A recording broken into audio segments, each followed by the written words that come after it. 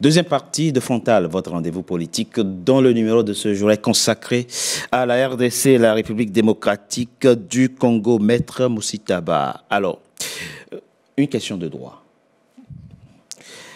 Comment se fait-il que, avec la maturité politique qu'on connaît à votre pays, le Congo, ce ne soit pas un communiqué qu'un ministère de l'Intérieur ordonne la suspension des activités politiques d'un parti politique?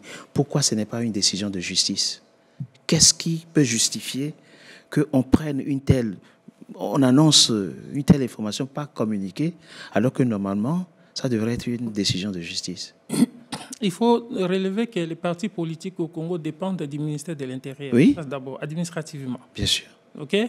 Et la situation qui se passe, c'est pas que les partis, l'ancien parti PPRD, était en conflit avec qui que ce soit. Oui, c'est ça. Devait les départager par la justice congolaise. Oui. C'est que l'autorité qui régule les partis politiques au Congo a trouvé les faits avérés. Quel fait?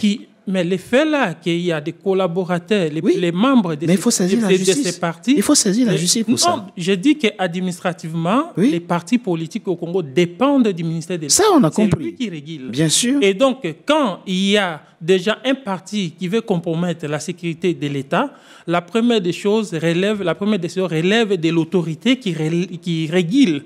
C'est l'autorité, même un parti politique avant qu'il soit créé, qui lui donne l'agrément. C'est le ministère de l'Intérieur. Oui, on a compris. On dit que la théorie... Vous posez la question de une mesure privative de liberté. La théorie de l'acte contraire dit ceci, que l'autorité qui régule, c'est l'autorité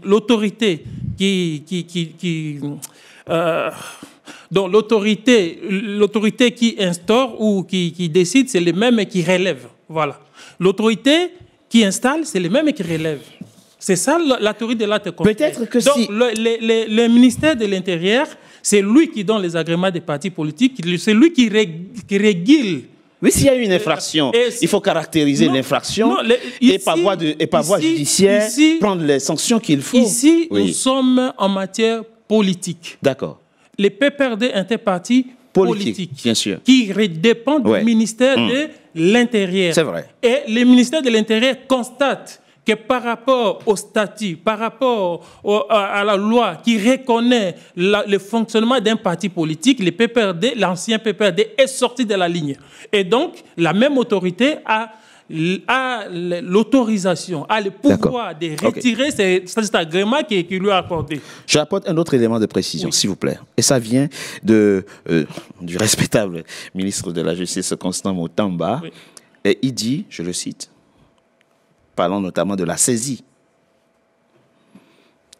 qu'il ordonne, bien entendu, là il parle au procureur, bien sûr, et tous les biens identifiés, avoirs et comptes bancaires seront concernés par la saisie. C'est le ministre de la Justice qui dit ça. Des personnalités identifiées, elles ne pourront plus quitter le pays. Il y aura des procès. Excusez-moi, la saisie des biens d'un citoyen est décidée par un juge. On peut saisir un juge, je sais pas une saisie en référé qui ordonne des confiscations à titre conservatoire en attendant un procès. Mais ce n'est pas au ministre de la Justice de demander ça. Vous savez, ça me fait rire parce que... excusez-moi. Oui, bien sûr, mais vous avez le droit de poser la question. C'est légitime d'ailleurs. Oui. Je vais dire ceci. Ici, nous sommes en face d'une situation politico-juridique. Vous voyez? Donc, il faut voir cette situation-là de cette manière-là. Nous sommes en face d'une situation politico-juridique. Quand un ancien président qui a beaucoup de richesses au pays, qui soutient les terroristes, les rebelles, s'il soutient par les paroles, ça veut dire qu'il les soutient aussi financièrement. Alors, ces financements viennent d'où? De ce qu'il a amassé comme bien. Et donc, politiquement, il est important, dans un premier temps, de couper d'abord ces ressources, ces sources de richesses qui tirent pour soutenir les rebelles. Mais quand vous regardez bien, pas pour les défendre, mais quand vous regardez les communiqués du ministre de la Justice, il a été aussi président. il n'a pas dit qu'on lui retire ses biens. Il a dit qu'ils ont juste saisi ça. En fait, c'est une mesure temporaire pour essayer un peu de bloquer tous ces financements-là. On a bien compris. Voilà, c'est ça. Il faut voir ça.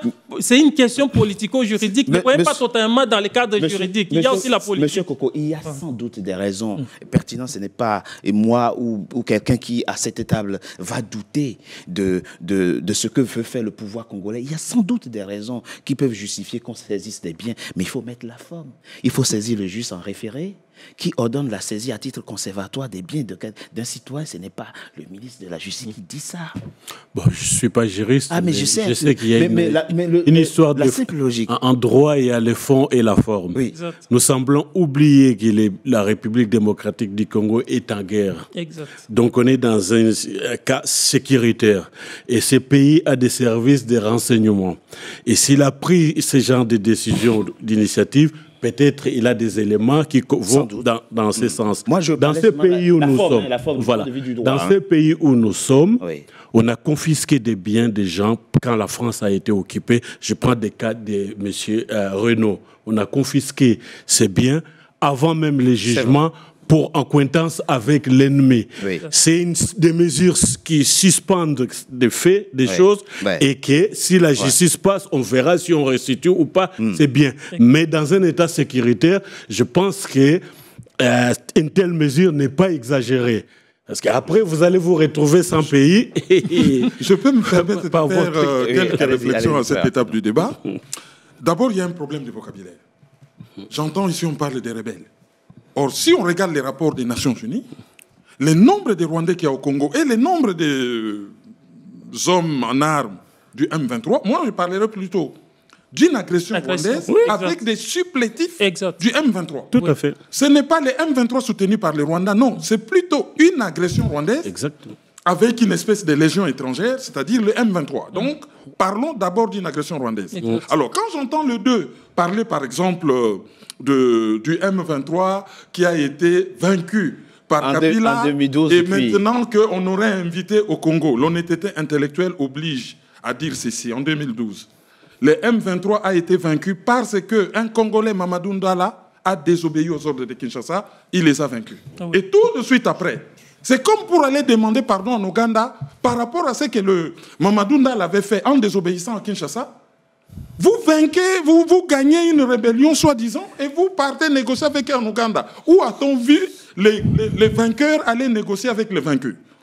Donc, ce qu'on veut reprocher aujourd'hui à Félix Tshisekedi, c'est ce que Joseph Kabila a fait. Il n'a pas vaincu le M23. C'est Mamadou, il en est d'ailleurs mort pour avoir désobéi. Non, franchement. Tous les militaires congolais qui ont osé, tous les militaires congolais qui ont osé, oui, il a désobéi, c'est documenté. Il a désobéi à Kinshasa, qui donnait des ordres contradictoires. C'est de l'imaginaire, qui donnait des ordres contradictoires. Non, arrêtez. Avouez quand même qu'il est allé négocier en Ouganda. Vous gagnez quelque chose, vous gagnez la guerre, vous partez négocier avec le vaincu. Il est allé négocier en Ouganda, oui ou non? Addis Abeba. Bon, ok, Addis Abeba au ciel. Il est allé négocier au ciel avec quelqu'un que vous venez de vaincre. Non. Il est allé négocier, oui ou non, monsieur? Mais pourquoi était-il allé négocier, selon vous? Il a gagné, il est allé négocier. Mais attendez.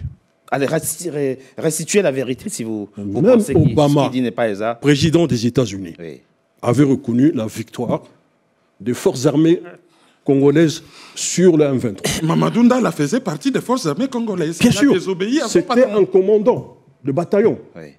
C'était un commando qui avait un bataillon, effectivement, qui a pu défenestrer le M23 du territoire congolais. En désobéissant au président? En désobéissant. Mais attendez, il ne faut pas inventer des choses. Ok, on va avancer. Il a été assassiné pour ça, d'ailleurs. Écoutez. Est-ce qu'il y a eu une loi martiale qui a été votée au Congo? Par rapport. Première question. D'accord? On n'a pas eu de loi martiale. Mais pourquoi il n'y en a pas eu? Non, je vous pose la question actuellement. Mais pourquoi il n'y en a pas eu? Tout justement, c'est vous peut-être qui pouvez répondre. Est-ce qu'il y a eu fermeture des ambassades ou rupture de relations entre le Rwanda Et pourquoi n'a-t-on pas fait avec ça? Et la RDC. Mais Tshisekedi n'a pas fait ça. Pourquoi fallait-il fermer Kabila aussi ne l'a pas fait. S'il vous plaît, monsieur. C'était précisément. Pourquoi fallait-il fermer? En 2012, si vous ne laissez pas des canaux politiques ouverts, on n'avait pas de comment vous relations négociez après? diplomatiques. En 2012, quand on a vaincu l'M23, on n'avait plus de relations avec le Rwanda. Oui. D'accord? C'est pas vrai. Ni avec l'Ouganda. Oui. C'est pas vrai. C'est une contre-vérité. Quel est le lien entre l'ouverture de Monsieur Richard Togbé, oui, que la Cour internationale de justice avait condamné l'Ouganda à payer environ 2 milliards, peut-être je peux me tromper, mais en tout cas c'était dans les milliards. C'était prévu autour de 20 milliards et que Tshisekedi a négocié, on a eu 365 millions de dollars qui sont détournés. Tout ça, c'est pour ça que je vous dis, il y a eu des alliances toxiques organisées. Mamadou Ndala a vaincu le M23, Kabila est allé négocier avec eux à l'étranger pour leur demander pardon d'avoir été vaincu. Essayons de comprendre ce qui se passe réellement, comment tout ça est né et comment on va s'en sortir. Exactement. On va en parler dans la c'est là que je voulais intervenir. C'est très important. Aujourd'hui, pendant qu'on est en train de faire cette émission, Bukavu est occupé, Goma est occupé, vous dites, on ne faut pas les appeler des rebelles, mais eux-mêmes, ils ont dit c'est un mouvement, le M23, bon, un mouvement armé.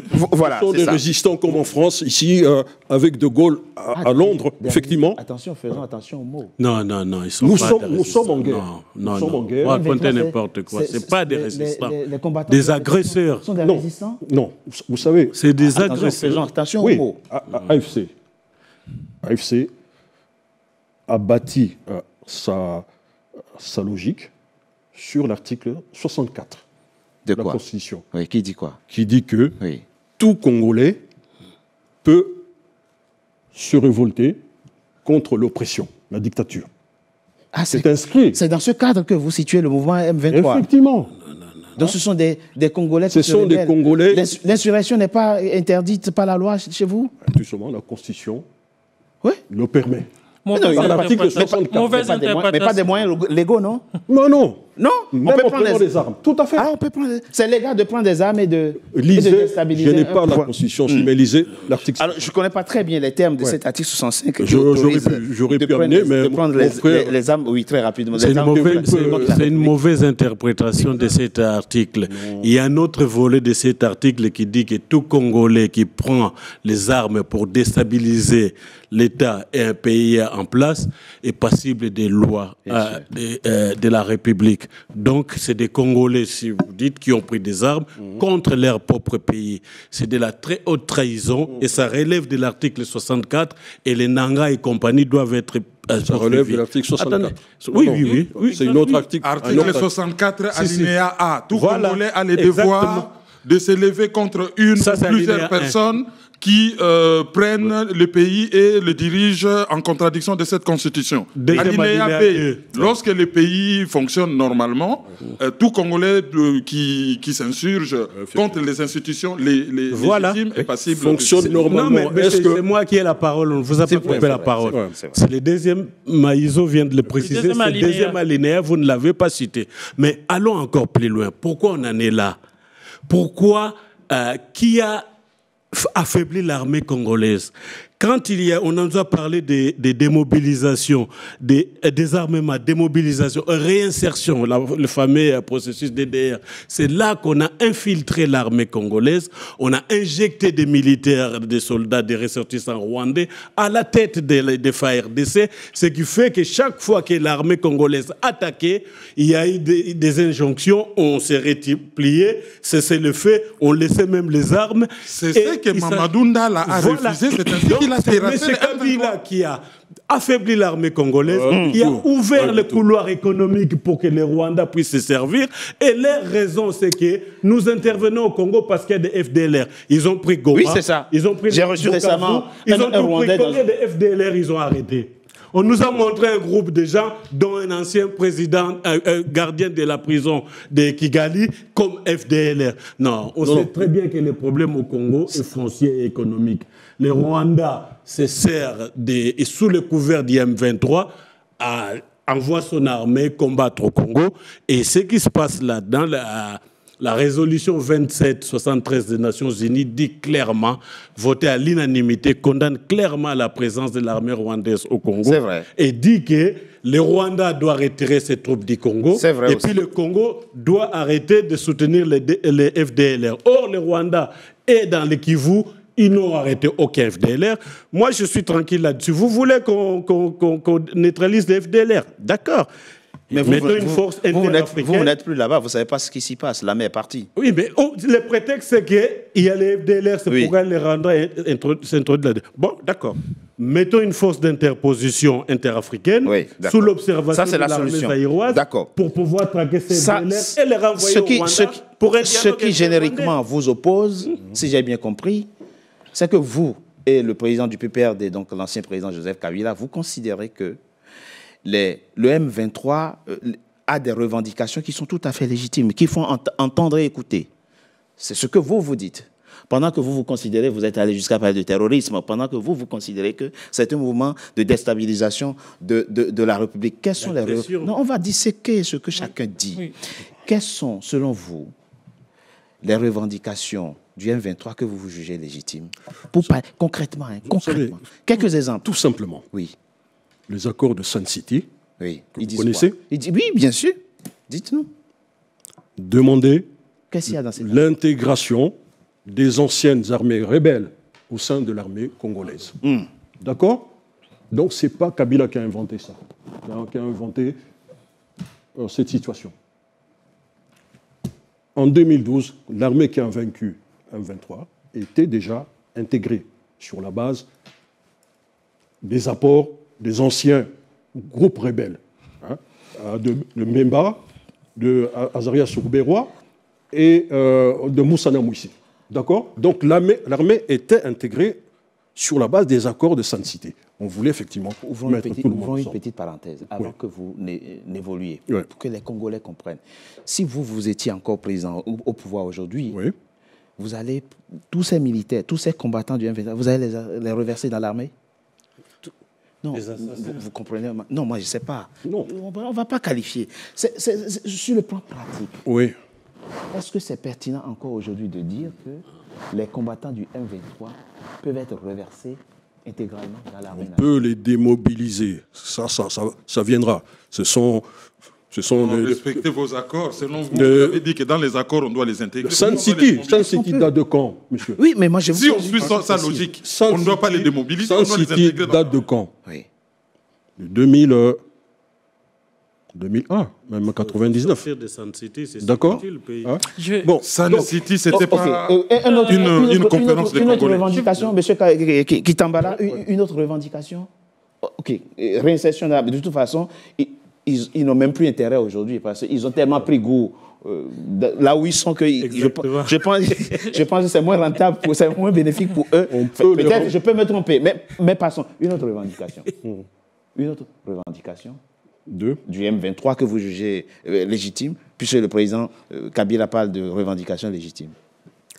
Qu'est-ce qu'il demande encore que vous trouvez légitime? Le M23 est composé de Congolais d'origine Tutsi. C'est vrai. Vous comprenez? Ça veut dire quoi, ça? Pas eux tous. Pas eux tous.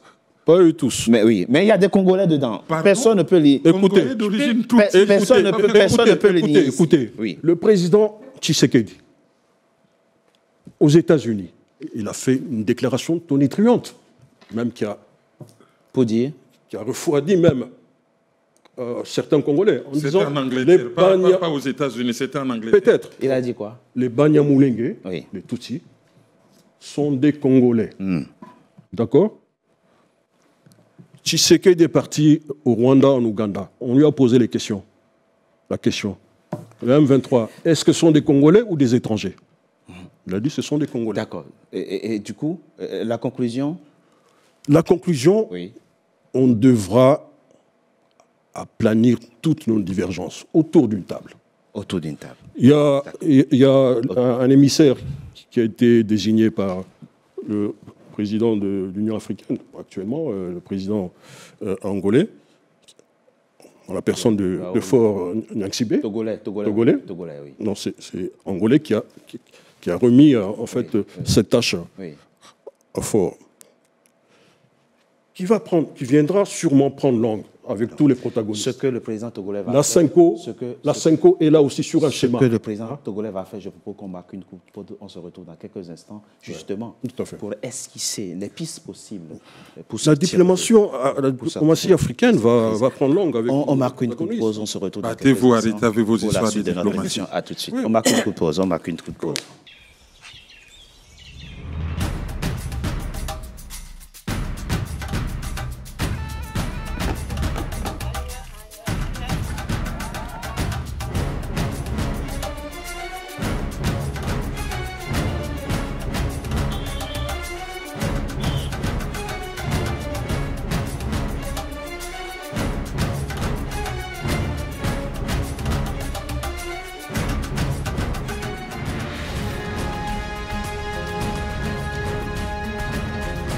NCA, la nouvelle chaîne africaine.